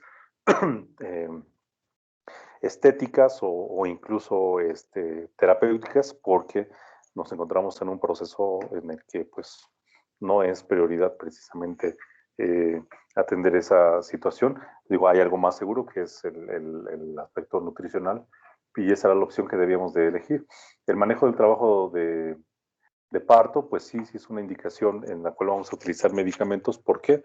Porque desde que tenemos a lo mejor una amenaza de aborto, una amenaza de parto prematuro, debemos de inhibir la actividad uterina y ya utilizamos allí desde la indometacina, nifedipino, algunos otros medicamentos tocolíticos. Las complicaciones médicas del embarazo, sí también, porque pues durante el embarazo una mujer que se presumía sana antes de la gestación puede llegar a tener diabetes gestacional, puede llegar a tener preeclampsia, eclampsia o alguna otra condición que necesitamos tratar precisamente para llevar a buen término ese embarazo. Y las enfermedades crónicas de la mujer, pues con mucho mayor razón, si una mujer previamente se sabía diabética, hipertensa, hipertiroidea, hipotiroidea, epiléptica, con alguna enfermedad autoinmune, incluso mujeres con cáncer y que finalmente desean procrear, pues bueno, o sea, hay necesidad de poner sobre la balanza el continuar o no un tratamiento farmacoterapéutico, pero todas ellas son razones en las cuales, pues bueno, sí hay necesidad de continuar con algunos medicamentos. Entonces, sí se pueden emplear, pero con esas excepciones. Pero los tratamientos reductores de peso corporal, pues bueno, no son precisamente los prioritarios. Ahora, aquí es una pregunta de respuestas múltiples. Nos dice que señalemos los incisos correctos, todos los que sean correctos, para indicar las funciones que pueden desempeñar los profesionales de enfermería, de acuerdo a lo establecido en la norma 019 SSA 3 2013, que era la norma que dicta cómo es el ejercicio de la profesional de la enfermería en nuestro país, y nos dice en esta norma que se podían desempeñar diferentes funciones. Las opciones a elegir eran todas ellas. ¿Por qué? Porque administrativamente ustedes pueden tomar dirección de un departamento, de un piso, hasta de una institución. Ahora hablábamos de que recientemente el Seguro Social también ya consideraba que una mujer, una persona, perdón, ya sea mujer o hombre, pero con una licenciatura en enfermería y bajo una licenciatura, podría ser ocupar una dirección de un establecimiento como puede ser una unidad de medicina familiar. Es un ejemplo de cómo se desempeña la función administrativa. El caso de la opción B, que es la asistencial, pues bueno, es la que todo el mundo conocemos, que es precisamente el poner en práctica todos los procedimientos, todos los conocimientos técnicos que nos permiten ofrecer cuidados a pacientes en sus diferentes etapas de la vida, en diferentes servicios de atención primaria, secundaria o terciaria. Todos ellos están incluidos en la actividad asistencial. En la opción C, que se refiere a la investigación, decíamos que pues, lo más común es que a niveles ya como de maestría, doctorado en enfermería, se puede ejecutar como una actividad primordial y preponderante la investigación, no solamente clínica, sino también investigación epidemiológica, investigación educativa incluso, pero también a nivel licenciatura lo pueden hacer según pues la unidad en la que se desempeñan. Y la función docente, bueno, pues también es un área en la cual se pueden insertar ustedes una vez que finalizan sus estudios, pueden continuar ustedes dando clases para la formación de nuevos recursos humanos en su área. Entonces, en este caso, todas debían haberse elegido para tomarse como correctas.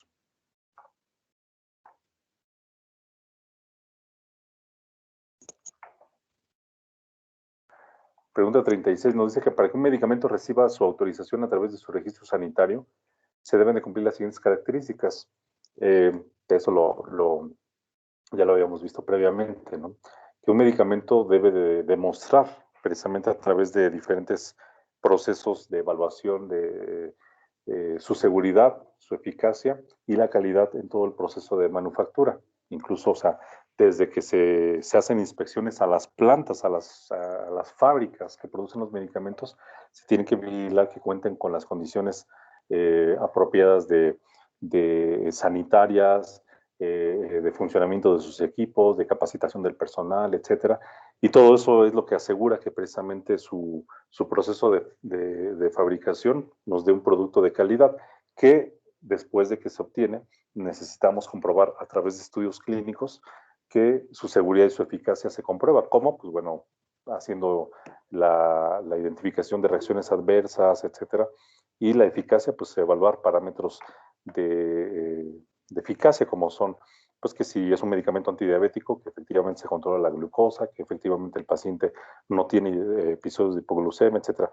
Todo eso en conjunto lo presenta un laboratorio farmacéutico a través de un conjunto de documentación técnica que se llama dossier, y la autoridad sanitaria les otorga un registro que es una especie de acta de nacimiento de su producto, en donde con todo el respaldo legal se les permite que ya lo puedan ellos comercializar. Entonces, en este caso, la opción A era la correcta, y las otras, pues bueno, pueden ser algunas características que sí podemos considerar como pues que tenga un costo accesible, o sea, sobre todo para fines del usuario, pues nos interesa que sea accesible. Obviamente todo producto debe tener una caducidad, una vida útil, pero para la autoridad sanitaria lo que interesa es que se cumplan los elementos de seguridad, eficacia y calidad.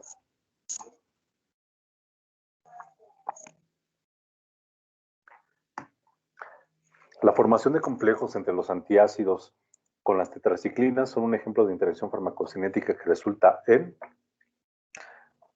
¿Quién me dice la respuesta a esta pregunta?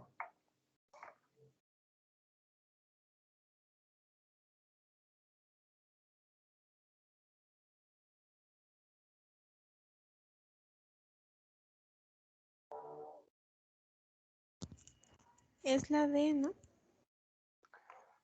Ana nos dice que es la D, y es correcto, porque recuerden ustedes que, en primer lugar, los antiácidos son unos compuestos que pues, están formados a partir de sales, ¿no? De aluminio, de magnesio, y que se administran para tratar síntomas de dispepsia, ¿no?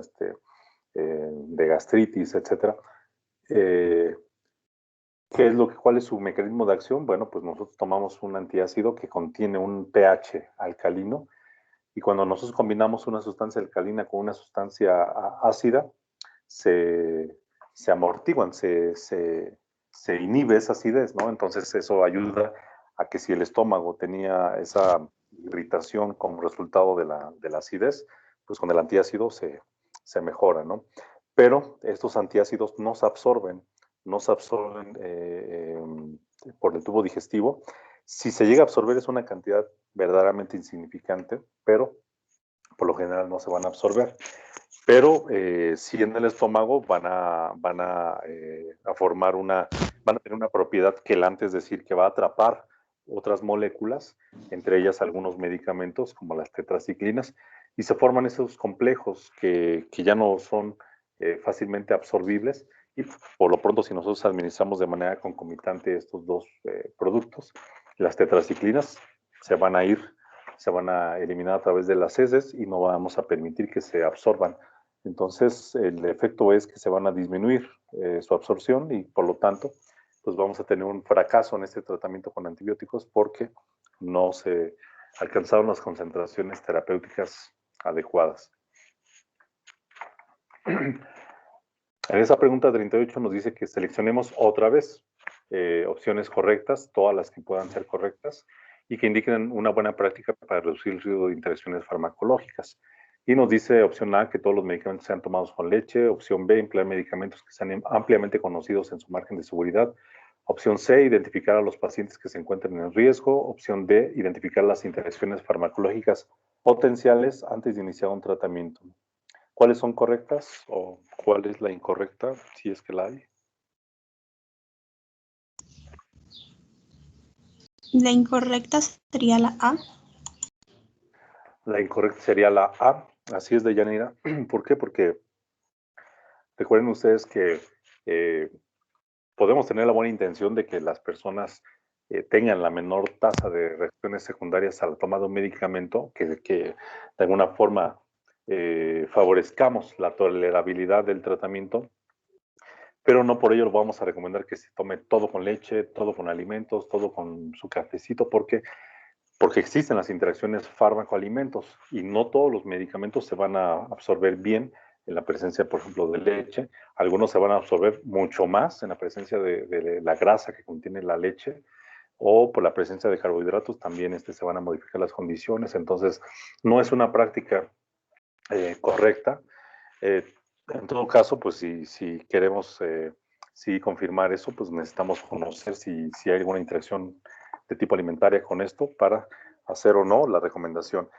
Y pues bueno, en todos los casos necesitamos evaluar el perfil de seguridad de nuestros medicamentos, conocer cuáles son las reacciones adversas que pueden ocurrir, cuáles son las advertencias, contraindicaciones, etcétera, para que nosotros hagamos una prescripción, un uso seguro de estos medicamentos. Tenemos que identificar todos los riesgos que puedan haber en nuestros pacientes de su edad, enfermedades concomitantes, la función hepática, función renal, si es una mujer con riesgo de estar embarazada, etcétera, para que nosotros igual decidamos cuál es el mejor tratamiento farmacológico a elegir. Y finalmente, pues también conocer las interacciones farmacológicas cuando vamos a administrar más de un medicamento, o si no vamos a administrar más que un medicamento, también reconocer si existe algún otro tipo de interacciones, sobre todo con alimentos y otro tipo de preparados como los productos herbolarios. Entonces, la opción A es la correcta.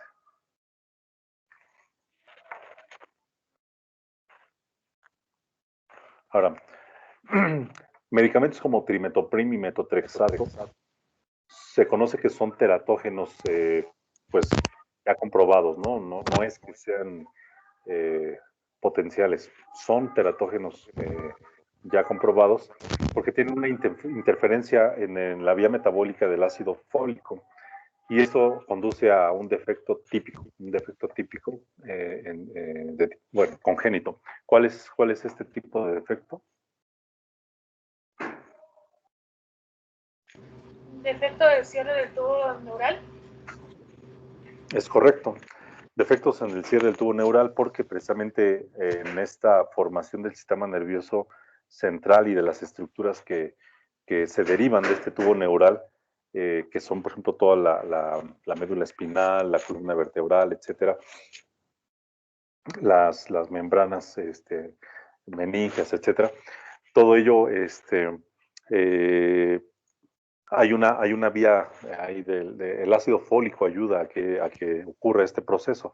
Si nosotros administramos medicamentos que tienen actividad antifolato, es decir, que van a interferir esta vía metabólica, como son el metotrexato, como son el trimetoprim, y por esas razones que están contraindicados durante el embarazo, vamos a presentar este tipo de defectos, ¿no?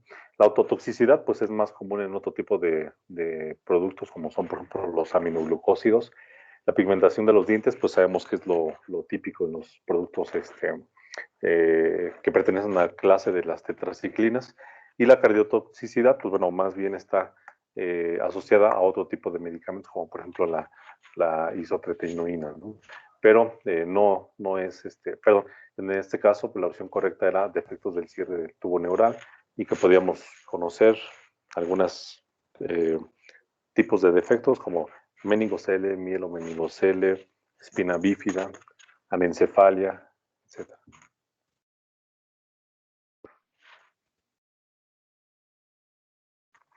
Y bueno, la última pregunta que tenemos en este ejercicio es: cuando monitoreamos la función renal para el ajuste de la dosis de medicamentos, un indicador útil es, y tenemos opciones: cuantificación de glucosa y proteínas en orina, depuración de creatinina, curva de tolerancia a la glucosa oral y el examen general de orina. ¿Cuál sería la respuesta correcta?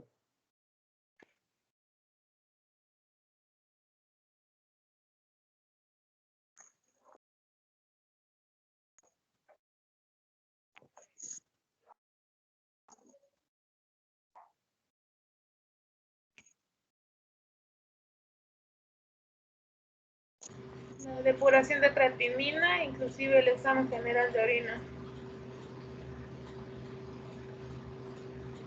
Bueno, en esta pregunta es de opción múltiple, entonces solamente una de ellas es verdadera. Y tenemos aquí, por ejemplo, de las opciones: cuantificación de glucosa y proteínas en orina. Las proteínas en orina, pues nosotros las podemos obtener o conocer a partir de un examen general de orina o incluso hasta por una tira reactiva, y nos indican de manera cualitativa o cuantitativa, según el tipo de estudio, la presencia y cuántas proteínas están perdiendo por vía renal. Y de alguna manera nos podría sugerir que ese paciente tiene un tipo de lesión renal que está permeando las proteínas que de manera normal se tienen que retener, porque son unas moléculas muy grandes para que se filtren a través del sistema renal. Entonces no deberían de aparecer en una persona normal. Pero la cuantificación de glucosa no es una prueba útil, ¿no? O sea, para cuando estamos monitoreando la función renal. Y hay que poner, bueno, aquí la opción P, depuración de creatinina, ¿no? La depuración de creatinina es un tipo de prueba o un resultado que es un indicador indirecto de la tasa de filtración glomerular. Y decíamos que cuando vimos ese tema, que teníamos disponibles allí, por ejemplo, el estudio que se llama así, depuración de creatinina en orina de 24 horas, y tenemos que seguir todo un procedimiento para obtener ese resultado, pero que si no teníamos disponible este tipo de recurso, podíamos nosotros calcular esta depuración de creatinina con una fórmula ya estandarizada, o habían incluso, hay varias fórmulas, pero estas fórmulas nos permitían obtener o conocer precisamente la depuración de creatinina, y como el resultado nos lo expresan ya en miligramos por minuto, que es una forma en la que decimos cuánta creatinina se está filtrando y eliminando por el riñón en esa unidad de tiempo. Y esto nos permite conocer la función renal y sobre ella se crea una serie de categorías para decir si la función se encuentra conservada, si hay un daño renal leve, moderado, grave, o incluso ya nos encontramos en una etapa terminal de insuficiencia renal, ¿no? Y la curva de tolerancia a la glucosa oral, pues no, es una prueba que únicamente nos va a servir para conocer si una persona con un trastorno del metabolismo de los carbohidratos, pues tiene precisamente el riesgo de padecer diabetes o simplemente tiene una tolerancia alterada al metabolismo de los carbohidratos, y no es una opción correcta. Y el examen general de orina decíamos en la opción A, que el examen general de orina nos permitiría conocer si algunos elementos, como por ejemplo la presencia de proteínas, la presencia de glucosa, la presencia también de algunas células renales, otros elementos, nos permiten saber si esa persona tiene un daño renal, y de esta manera podríamos inferir que tiene una condición que está afectando el funcionamiento de su riñón, pero no nos permite, a partir de un examen general de orina, nosotros no podemos hacer ajustes a medicamentos. La pregunta es, cuando monitoreamos la función renal para ajustar la dosis de un medicamento, el indicador útil en este caso es la depuración de creatinina, porque a partir de ella es que ustedes van a ver en las monografías de los productos leyendas así de este tipo, ¿no? Ajustar la dosis, ajuste de dosis en pacientes con insuficiencia renal. Y dicen, pues si la filtración o la depuración de creatinina se encuentra por arriba de 50 miligramos por minuto, no se hacen ajustes a la dosis. Pero si la depuración de creatinina ya se encuentra por debajo de 50, pero se encuentra por arriba de 30, pues vamos a ajustar la dosis a la mitad. Pero si ya la depuración de creatinina se encuentra por debajo de 15, no, pues ya vamos a administrar solamente una tercera parte del medicamento y vamos a ampliar el intervalo de la dosificación. Entonces, esa es la utilidad precisamente de la depuración de creatinina, para que hagamos un ajuste basado en la función residual de nuestros riñones en un paciente con insuficiencia renal. Entonces, la opción B era la respuesta correcta para esta pregunta número 40. Y bueno, así terminamos este ejercicio. Les digo, muy probablemente a ustedes les aparecieron algunas otras preguntas, algunas que no leímos aquí. Si tienen alguna duda en particular, digo, porque también ahorita ya solamente nos quedan 10 minutos, de alguna de ellas que no hayan podido, no hayamos leído en este momento y ustedes consideren que a lo mejor se les dio por incorrecta cuando ustedes eligieron una opción, igual envíenme sus inquietudes por mensajes, y para hacer una revisión y ya a cada uno, pues en particular, revisar ese reactivo para saber si hay necesidad de hacer alguna calificación manual de esas respuestas. ¿Sale? Mientras tanto, pues bueno, ya vi en WhatsApp, me dejaron ya, sobre todo en las reactivos que fueron de llenar espacios en blanco, donde hubo esta mayor ocurrencia de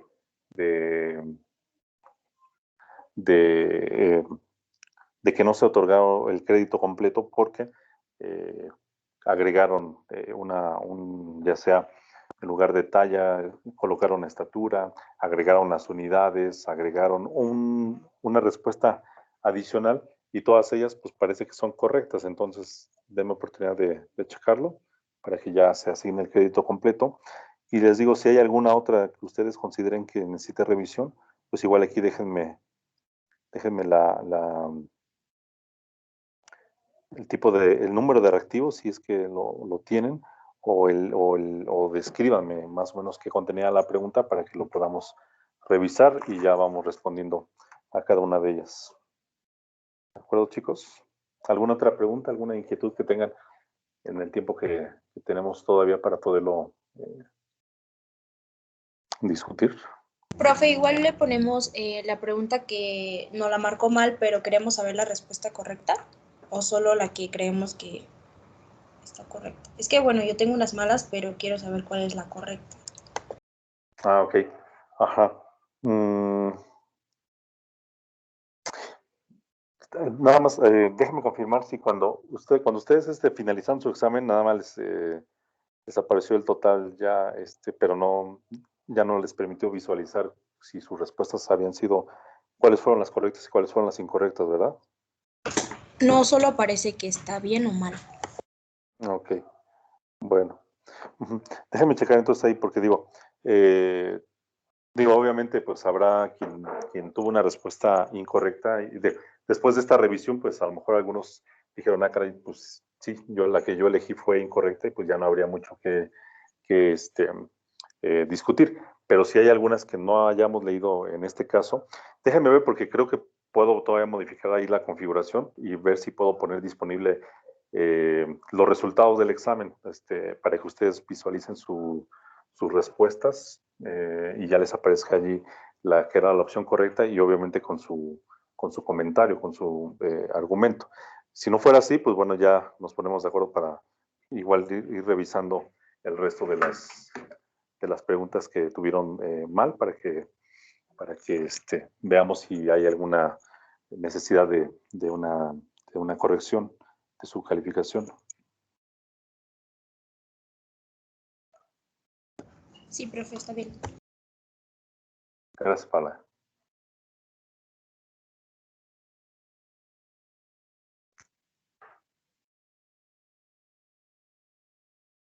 Entonces ahorita nada más va a activar para que veamos cuáles son nuestras respuestas como tal.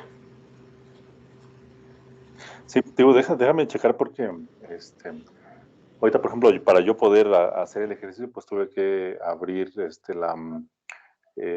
extender un poquito el vencimiento del examen para poder entrar, ¿no? Pero déjeme checar si yo puedo poner como visible su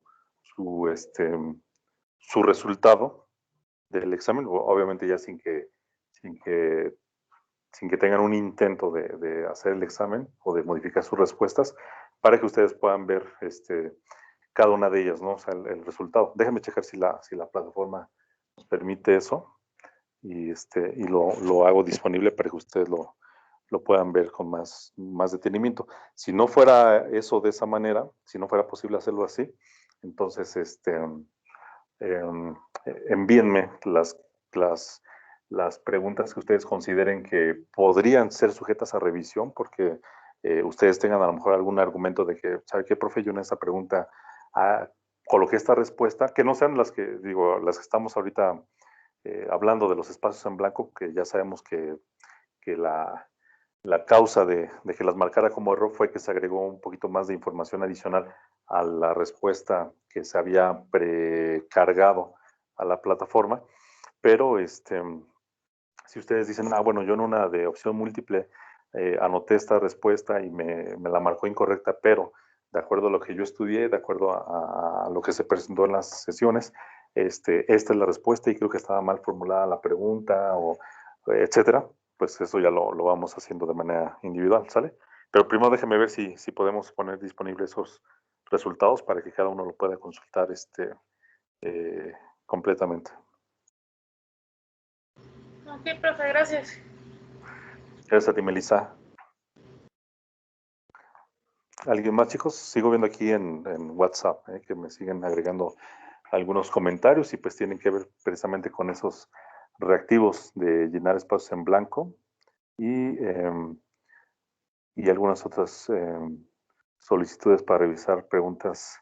Que les digo, tengo que meterme a cada uno de sus exámenes porque como a cada uno le apareció de manera aleatoria los exámenes, las preguntas, el orden de las preguntas, no puedo saber exactamente cuál es la 29, 34 y 40 y entonces tendré que revisar el examen uno por uno, ¿no? Para que sepa yo a cuál se referían. Gracias, profe.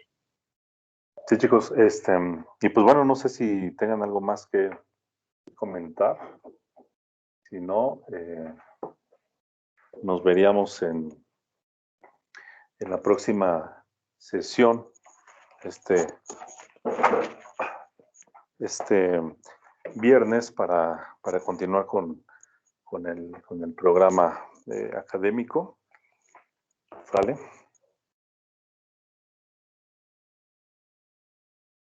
Sí, profe. Hasta luego. Ok, bueno, pues entonces damos por finalizada esta sesión. Les agradezco mucho su participación, estar aquí y nos vemos. Que tengan un excelente día. Gracias, profe, igualmente.